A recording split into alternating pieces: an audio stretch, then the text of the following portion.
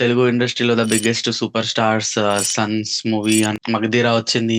మగధీర తోటి ఎక్కడికో వెళ్ళిపోయాడు. సడన్ కెరియర్ బూస్ట్, అసలు యాక్చువల్లీ ఇంక్రెడిబుల్ ఫాలోయింగ్. కానీ ఇక్కడ I think one thing happened.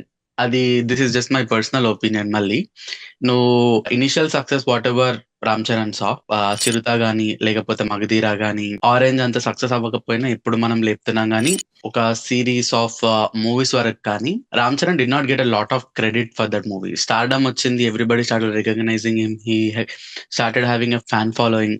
కానీ nobody, I think as an actor he did not get that credibility. Magadheera గానీ చిరుతాకి గానీ మగధీర క్రెడిట్ అంతా most of it went to Rajamouli. Chirutha టైంలో Puri Jagannath was in peaks అన్నమాట. పూరి ఏం తీసినా బ్లాక్ బస్టర్లు అవుతున్నాయి.